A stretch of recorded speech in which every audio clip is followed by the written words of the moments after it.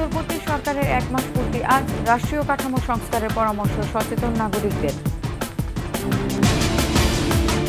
রাজনাথের যুদ্ধ প্রস্তুতির নির্দেশ, প্রচ্ছন্ন হুমকি উড়িয়ে না দিয়ে নিরাপত্তা জোরদারের পরামর্শ। দ্বিতীয় দফায় রাখাইনে চলছে গণহত্যা, ত্রাণ সাহায্য পৌঁছাতে বাধা, ভয়াবহ মানবিক সংকট।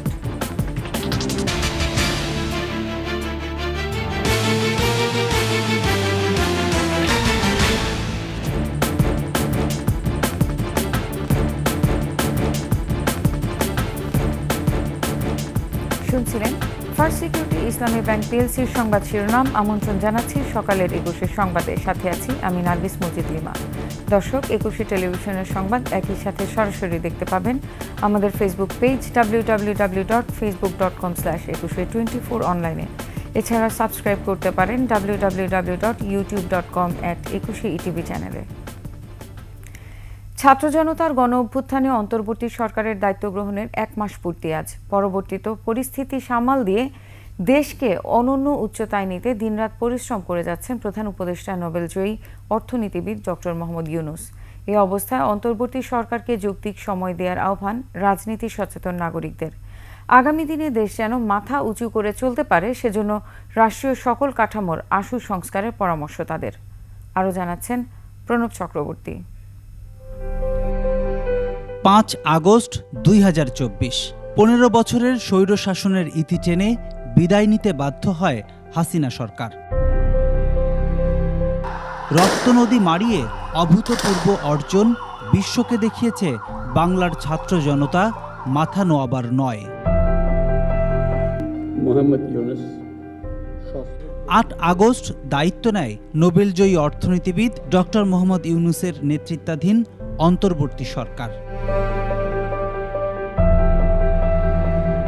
অর্থনীতি সহ ভেঙে পড়া দেশের সার্বিক পরিস্থিতি পাল্টাতে শুরু হয় সরকারের নিরলস প্রচেষ্টা। রাজনৈতিক দল, ব্যবসায়ী প্রতিনিধি, পেশাজীবী বিভিন্ন সংগঠন, ভিন্ন ভিন্ন বৈঠকে সকলের মতামত জেনেছেন প্রধান উপদেষ্টা। নানা মত আর দেশের প্রয়োজনের মিশেলে কাজ করে যাওয়ার প্রত্যয় স্পষ্ট করেছেন জাতির উদ্দেশ্যে দেয়া ভাষণে। দেশের আপামর জনসাধারণ আমাদের নিয়োগ সমর্থন করেছে, তারা যখনই বলবে আমরা চলে যাব। সরকারের মাসপূর্তির এই ক্ষণে বিশিষ্ট নাগরিকরা বলছেন, দেশের এই গতি ধরে রাখতে সহায়তা করতে হবে সকলকে। যে দেশের সরকার পুরো পার্লামেন্ট পালিয়ে গিয়েছে, একটা বিরাট শূন্যতা সৃষ্টি হয়েছে, সেখানে প্রেসিডেন্ট আমাদের সংবিধানের 106-এর আলোকে সুপ্রিম কোর্টের আপিল বিভাগের রেফারেন্স নিয়ে এই সরকার গঠিত হয়েছে, তাদের শপথ হয়েছে, সেদিক থেকে তারা বৈধ। একটা ইউনিক পার্সন আমরা পেয়ে গেছি, এটা আমাদের সৌভাগ্য। কিন্তু এখন যে লোকজন নিয়ে কাজ শুরু করেছেন তাদের সবার কিন্তু এরকম অভিজ্ঞতা নাই, তো তাদের সময় নিতে হয়েছে। এখন একটা বড় চ্যালেঞ্জ আসবে নির্বাচন কমিশন পুনর্গঠন করা, অ্যান্টি কারাপশন কমিশনটাকে পুনর্গঠন করা। তাদের পরামর্শ প্রশাসন সহ দেশের ঘুণে ধরা অংশগুলোকে দ্রুত সংস্কারের। প্রত্যেক মিনিস্ট্রি নিজের ইন্ডিভিজুয়াল মিনিস্ট্রি স্টার্ট করুক, আমার কী সংস্কার দরকার, তারপরে সেটা শেয়ারিং হোক, তখন অন্যরা বলবে না এই আপনি যা চলেছেন সেটা না, আরও করা দরকার আছে। জনগণের জন্য যদি আপনি কোনো কাজ করে থাকেন, আইন যদি নাও থেকে থাকে, এটা ব্যারিয়ার হবে না। এই আইন নতুন করে করা যাবে, প্রেসিডেন্টের অধ্যাদেশে করা যাবে, তারপরে সুপ্রিম কোর্টের মাধ্যমে করা যাবে। এত সমর্থন নেওয়ার পরও যদি এই সরকার কাজ না করতে পারে, তাহলে দুঃখের আর সীমা পরিসীমা থাকবে না। তরুণ বিপ্লবীরা জনমানুষের মনে নতুন বাংলাদেশ গড়ার যে স্বপ্ন জাগিয়ে দিয়েছে, তা পূরণে প্রতিজ্ঞাবদ্ধ অন্তর্বর্তী সরকার। বিশিষ্টজনরা বলছেন, শহীদদের আত্মত্যাগে উদ্বুদ্ধ হয়ে ইতিহাসের বাঁক বদলে হোক নতুন যুগের সূচনা। প্রণব চক্রবর্তী, 21 টেলিভিশন, ঢাকা। যুদ্ধের জন্য সামরিক বাহিনীকে প্রস্তুত থাকতে ভারতীয় প্রতিরক্ষা মন্ত্রীর নির্দেশ। সরাসরি বাংলাদেশের জন্য হুমকি না হলেও উড়িয়ে না দিয়ে নিরাপত্তা জোরদারের পরামর্শ দিয়েছেন বিশ্লেষকরা। আবার অন্তর্বর্তী সরকারকে সহযোগিতার আশ্বাস না দিয়ে নিরাপত্তাহীনতার দোহাই দিয়ে প্রচ্ছন্ন হুমকিকে আগুনে ঘি ঢালার সঙ্গেও তুলনা করছেন তারা। বিস্তারিত আকবর হোসেন সুমনের রিপোর্টে। সশস্ত্র বাহিনীর জয়েন্ট কমান্ডার্স কনফারেন্সে শান্তি রক্ষায় ভারতের সশস্ত্র বাহিনীকে যুদ্ধের প্রস্তুতি নেয়ার নির্দেশ দেন প্রতিরক্ষা মন্ত্রী রাজনাথ সিং। विश्व में शांति की स्थापना के लिए और स्वयं भारत में भी शांति की स्थापना के लिए सदैव हम लोगों को युद्ध के लिए तत्पर रहना चाहिए। রাশিয়া, ইউক্রেন ও ইসরায়েল হামাস সংঘাত এবং বাংলাদেশ পরিস্থিতি উল্লেখ করে রাজনাথ তার দেশের সামরিক কমান্ডারদের এসব ঘটনা প্রবাহ বিশ্লেষণের পরামর্শ দেন। इस उद्देश्य से कहा था ताकि किसी भी सूरत में हमारी शांति भंग न होने पाए। ভারতীয় প্রতিরক্ষা মন্ত্রীর এমন নির্দেশনাকে চরম নিরাপত্তাহীনতা এবং প্রতিবেশী দেশের প্রতি প্রচ্ছন্ন হুমকি বলে মনে করছেন বিশ্লেষকরা। ভারতের প্রতিরক্ষা বাহিনী সবসময় বাংলাদেশের পাশে থাকবে, এরকম কিছু বললে আমরা কিন্তু মানুষের একটা যে তাদের ভিতরে যে উষ্মা এবং যে ফ্রাস্ট্রেশন সেটা হয়তো কিছুটা কম। তো এখন সেটা কি এই ধরনের কথা বলে সে আরও ঘি ঢেলে দিয়েছে আগুনে। বিশ্লেষকদের মতে যুক্তরাষ্ট্র, চীন এবং ভারতের ভূ রাজনৈতিক বলয় থাকা বাংলাদেশের জন্য বার্তাটি গুরুত্বপূর্ণ। বাংলাদেশে আমি যেটা ভয় পাচ্ছি, হোস্টেজ হয়ে গেলাম নাকি জিও পলিটিক্স, ভূ রাজনৈতিক ব্যাপারের দিক দিয়ে চায়না, আমেরিকা, ইন্ডিয়া এই বলয়ে পড়ে গেলাম কিনা, সেটা আমাদের জন্য খুব দুঃখজনক হবে। প্রত্যেকটা সিগন্যালকে আমরা সিরিয়াসলি নেব এবং আমাদের প্রস্তুতি নিতেই হবে আমাদের। এটা সামরিক বাহিনীর জন্য কথা, বাট কূটনৈতিক পর্যায়ে প্রথমে এটাকে হ্যান্ডেল করতে হবে। যে কোনো হুমকি হালকাভাবে বিবেচনা না করে সব ধরনের প্রস্তুতি রাখারও পরামর্শ বিশ্লেষকদের। এটা কঠিন বার্তা এবং আমাদের প্রস্তুতিও নিতে হবে এভাবে। আকবর হোসেন সুমন, 21 টেলিভিশন, ঢাকা। দ্বিতীয় দফায় রাখাইনে চলছে রোহিঙ্গা গণহত্যা। এরই মধ্যে 3000-এর বেশি রোহিঙ্গা নিহত হয়েছে। একই সাথে বিভিন্ন স্থানে চেকপয়েন্ট বসিয়ে মানবিক সংগঠনগুলোকে প্রবেশের অনুমতি না দিয়ে ত্রাণ সাহায্য পৌঁছাতে বাধা দিচ্ছে জান্তা সরকার। ফলে ভয়াবহ মানবিক সংকট শুরু হয়েছে রাখাইনে। দেশটিতে ক্ষুধাকে যুদ্ধের অস্ত্র হিসেবে ব্যবহার করা হচ্ছে বলে মন্তব্য করেছে জাতিসংঘ সহ আন্তর্জাতিক সংস্থাগুলো। আফসানা নীলার 2 পর্বের রিপোর্টের প্রথম পর্ব আজ। আবারও সংঘাতের কেন্দ্রবিন্দু মিয়ানমারের রাখাইন রাজ্য। সংখ্যালঘু সশস্ত্র বিদ্রোহী গোষ্ঠী আরাকান আর্মির সঙ্গে 1 বছরের যুদ্ধবিরতি চুক্তি ভেঙে রাখাইন রাজ্যের অন্তত 10টি শহরতলির নিয়ন্ত্রণ নিয়েছে। বাড়ছে বিদ্রোহী সশস্ত্র গোষ্ঠী আরাকান আর্মি ও মিয়ানমারের জান্তা বাহিনীর সংঘাত। গণহত্যায় নিহতদের মধ্যে শিশুও রয়েছে অনেক। শুধু হত্যাই নয়, জান্তা সরকার ক্ষমতা আঁকড়ে ধরে রাখতে ক্ষুধাকে অস্ত্র হিসেবে ব্যবহার করছে বলে জানিয়েছে আন্তর্জাতিক মানবাধিকার সংস্থাগুলো।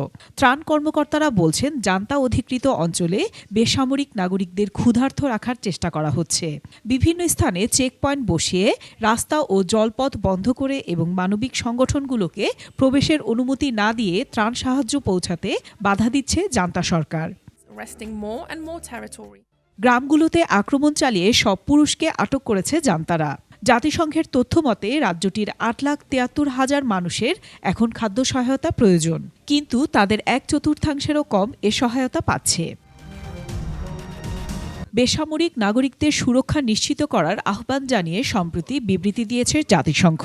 পাশাপাশি যেসব দেশ মিয়ানমার ছেড়ে আসা রোহিঙ্গাদের আশ্রয় দিয়েছে তাদের ওপর আগামীতে চাপ বাড়তে পারে বলেও সতর্ক করেছে।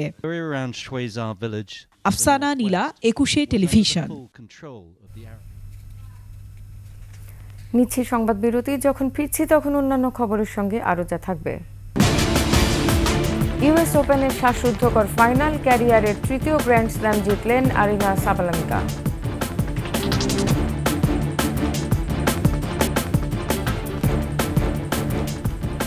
আবারও আমন্ত্রণ সকালের 21 সংবাদে। জনরোষ থেকে বাঁচতে পালিয়েছেন ঢাকার 2 সাবেক মেয়র শেখ ফজলেনুর তাপস আর আতিকুল ইসলাম। তবে পার্থক্য শুধু এটুকুই, তাপস পালান দেশ ছেড়ে আর আতিক নিজ কর্মস্থল থেকে। রাতের আধারে বহিরাগত নিয়ে আতিকের নগর ভবনে প্রবেশের জন্য থানায় জিডিও করেছে উত্তরের নগর কর্তৃপক্ষ। ঢাকার 2 নগর পিতার এমন কাণ্ডে ক্ষোভ জানিয়েছেন রাজধানীবাসী। বিস্তারিত আহমেদ অনিকের রিপোর্টে, ক্যামেরায় ছিলেন আহমেদ রুমি। 18 আগস্ট রাতে দলবল নিয়ে ঢাকা উত্তর সিটি কর্পোরেশনের গুলশান কার্যালয়ে যান অপসারিত মেয়র আতিকুল ইসলাম। লোকজনহীন অফিসে সবার সজাগ দৃষ্টি চারপাশে। ভাবটা এমন যে কেউ কিছু দেখে ফেলছে না তো। প্রথমে নিজ রুমের প্রধান দরজা দিয়ে ঢোকার চেষ্টায় ব্যর্থ হয়ে চলে যান অন্য দরজার দিকে। আরেকটি সিসিটিভি ফুটেজে দেখা যায় জনগণের ধাওয়া খেয়ে ফায়ার এক্সিট দিয়ে দলবল নিয়ে পালিয়ে যাচ্ছেন আতিক। ঢাকা উত্তর সিটি কর্পোরেশনের সাবেক মেয়র মোহাম্মদ আতিকুল ইসলাম এই রুমে বসতেন এবং এই রুমের দরজা এটি। যেদিন সে পালিয়ে গেলেন সিটি কর্পোরেশন ভবন থেকে, এই দরজা দিয়ে তার পাশে যে ফায়ার এক্সিট গেট, সেই ফায়ার এক্সিট গেট দিয়ে তার দলবল নিয়ে আমরা যে ভিডিওটি দেখেছিলাম এই গেটটি দিয়ে কিন্তু তিনি বের হয়ে যান এবং এই গেট দিয়ে বের হয়ে যে সিঁড়িটি দেখা যাচ্ছে এই সিঁড়িটি কিন্তু গিয়ে নেমেছে এই বিল্ডিংয়ের যে পার্কিং আছে সেই পার্কিংয়ে। এবং এই পুরো ঘটনাটি যেই ক্যামেরায় দুটোতে সিসি ক্যামেরায় ধরা পড়েছে সেটি হচ্ছে এই দুটি ক্যামেরা। এই দুটি ক্যামেরাতেই ধরা পড়ে সেদিনকার আতিকুল ইসলামের পালিয়ে যাওয়ার ঘটনা। আধা ঘন্টার উপরে আতিকুল ইসলাম অবস্থান করেন নগর ভবনে। দলবল নিয়ে চুপিসারে রাতের অন্ধকারে কী কাজে এসেছিলেন তিনি তা নিয়ে চলছে জল্পনা কল্পনা। বের হওয়ার সময় একটি কালো ব্যাগ ঘিরে উঠেছে প্রশ্ন, ঢোকার সময় ব্যাগটি দেখা যায়নি কারো হাতেই। বহিরাগতদের নিয়ে ঢোকার অভিযোগে আতিকুল ইসলামের বিরুদ্ধে করা হয়েছে জিডিও। কোশ্চেন ছিল যে রাতে কেন আসছে এবং আউটসাইডার নিয়ে কেন আসছে। মেয়রের রুমে কি কি ছিল এটা উনি জানেন আসলে, তাই না? এটা মিসিং, এটা তো আমরা অ্যাসেস করা, ওনার পার্সোনাল বিলঙ্গিংস ছিল, ওনার অফিসিয়াল কিছু জিনিসপত্র ছিল। আমরা যেহেতু জিডি করেছি সব কিছুই ওই কানেকশনে ইনভেস্টিগেশন হবে এবং সেই পুলিশের ইনভেস্টিগেশনকে আমরা ফেসিলিটেট করব। 5 আগস্ট শেখ হাসিনা দেশ ছাড়ার আগেই বিদেশ পাড়ি জমান ঢাকা দক্ষিণ সিটির অপসারিত মেয়র শেখ ফজলিনুর তাপস। 3 আগস্ট বিমান বাংলাদেশের সকাল 8:30টার ফ্লাইটে সিঙ্গাপুর পালিয়েছেন তিনি। ঢাকা দক্ষিণ সিটি কর্তৃপক্ষ জানায় 1 আগস্ট শেষবারের মতো নগর ভবনে আসেন তাপস। এসব বিষয়ে কথা বলতে 2 মেয়রকে ফোন দিলেও ধরেননি একজনও। আমরা সবাই একসাথে বলি, 16 কোটি মানুষের মরমিয়া শেখ হাসিনা, তুমি শেখ হাসিনা। শেখ হাসিনার তোষামদে যত মনোযোগী ছিলেন ঢাকার 2 মেয়র, ততটাই অবহেলা ছিল নগরবাসীর প্রতি, অভিযোগ রাজধানীবাসীর। জনগণের উদ্দেশ্যে যদি কিছু করতোই তারা ভালো কিছু, তাহলে তো এইভাবে দেশ ছেড়ে পালাতো না। আমি চুরি করি নাই, আমি তো পালাই নাই, দরকার কি? আমার মনে ভয় আছে দেখে আমি পালাই গেছি। 2 মেয়রের বিরুদ্ধে দুর্নীতির যেসব অভিযোগ উঠেছে তা খতিয়ে দেখার দাবি সাধারণ মানুষের। আহমদ অনিক, 21 টেলিভিশন, ঢাকা। অনিয়ম আর দুর্নীতি যেন নিয়ম ঝিনাইদহ চক্ষু হাসপাতালে। জনবল নিয়োগে ঘুষ বাণিজ্য, প্রতিবাদ করলে হুমকি, বরখাস্ত। কেনাকাটা ও সংস্কারেও জালিয়াতির গুরুতর অভিযোগ উঠেছে বিদায়ী জেলা প্রশাসক ও হাসপাতালের সহকারী পরিচালকের বিরুদ্ধে। প্রতিবাদে 11 দফা দাবি কর্মকর্তা কর্মচারীদের। ঝিনাইদহ প্রতিনিধি এম রায়হানের পাঠানো তথ্যচিত্রে ডেস্ক রিপোর্ট। ঝিনাইদহ চক্ষু হাসপাতালে জনবলের ঘাটতি পূরণে প্রয়োজন 5 থেকে 7 জন চিকিৎসক ও নার্স, কিন্তু 22 জনের বিজ্ঞপ্তি দিয়ে টাকার বিনিময়ে নিয়োগ দেওয়া হয় 38 জনকে। এছাড়া হাসপাতালের সামনে শেড তৈরি, রোগীদের জন্য চশমা কেনা সহ নানা খাতে অনিয়মের অভিযোগ উঠেছে। অভিযোগের তীর সদ্য বিদায়ী জেলা প্রশাসক SM রফিকুল ইসলাম ও হিসাবরক্ষক থেকে সম্প্রতি সহকারী পরিচালক পদে পদোন্নতি পাওয়া মিলন হোসেনের বিরুদ্ধে। মিন্টু সাহেব কমিটিতে আসার পর মিন্টু আর ডিসি, এই যে অ্যাডমিন মিলন, এই 3 জন মিলে মনে করলেন দালালি খাইয়ে, মানে টাকা খাইয়ে নতুন কয়টা স্টাফ ঢুকে 40-এর কাছাকাছি এরকম 38-40 এরকম নিয়োগ দেওয়া হয়েছে, যেগুলো উনিও দিতে পারে না। আবার হচ্ছে এটা নিয়ে অত লোকবলের দরকারও ছিল না। এদিকে হাসপাতালের 50 টাকার টিকিটের মূল্য করা হয়েছে 100 টাকা। সব ধরনের পরীক্ষা নিরীক্ষার দাম বেড়েছে 20 ভাগ। এর প্রতিবাদ করায় 2 জনকে বহিষ্কার করা হয়। লাঞ্ছনার শিকার হন এক চিকিৎসক। দুর্নীতির প্রতিবাদ সহ 11 দফা দাবি আদায়ে কর্মবিরতিও পালন করেছে হাসপাতালের কর্মকর্তা কর্মচারীরা। যারা দিন মজুর খেটে খাওয়া মানুষ, গরিব মানুষ, তাদের এখান থেকে সেবা পেতে, তারা যে পর্যাপ্ত যে সেবাটা পাবে সেটা তারা পাইতেছে না। নীতি বিরোধী একটা কাজ ধরে ফেলছি বিধায় আমাকে বরখাস্ত করে রাখছিল। গঠনতন্ত্র বহির্ভূত ইচ্ছামতো পছন্দের লোককে উনি পদোন্নতি দিয়েছেন। চক্ষু হাসপাতাল সহ অন্যান্য দুর্নীতির অভিযোগে ছাত্র জনতার আন্দোলনের মুখে ঝিনাইদহ ছেড়েছেন জেলা প্রশাসক। অসুস্থতার অজুহাতে হাসপাতালে আসছেন না অভিযুক্ত মিলন হোসেনও। তবে সাধারণ সম্পাদক বলছেন, অনিয়ম দুর্নীতি হলেও কিছুই করার ছিল না তার। যত অনিয়ম দুর্নিয়ম বা দুর্নীতি যাই হোক, এই বিষয়ে আমি একেবারেই অবগত না। দুর্নীতির কথা উঠছে, এটা একেবারে দুর্নীতিমুক্ত করার আমার দিক থেকে সর্বোচ্চ চেষ্টা করব। ঝিনাইদহ মাগুরা মহাসড়কের বাস টার্মিনাল এলাকায় গড়ে তোলা ঝিনাইদহ চক্ষু হাসপাতাল থেকে প্রতিদিন গড়ে 250 থেকে 300 রোগী সেবা নেন। Banushree Dolly, desk report, 21 television. শেষ করছি সকালের 21 সংবাদ। যাবার আগে ফার্স্ট সিকিউরিটি ইসলামী ব্যাংক পিএলসি সংবাদ শিরোনামগুলো জানিয়ে দিব আরও একবার। অন্তর্বর্তী সরকারের 1 মাস পূর্তি আজ, রাষ্ট্রীয় কাঠামো সংস্কারের পরামর্শ সচেতন নাগরিকদের। রাজনাথের যুদ্ধ প্রস্তুতির নির্দেশ, প্রচ্ছন্ন হুমকি উড়িয়ে না দিয়ে নিরাপত্তা জোরদারের পরামর্শ। দ্বিতীয় দফায় রাখাইনে চলছে গণহত্যা, ত্রাণ সাহায্য পৌঁছাতে বাধা, ভয়াবহ মানবিক সংকট।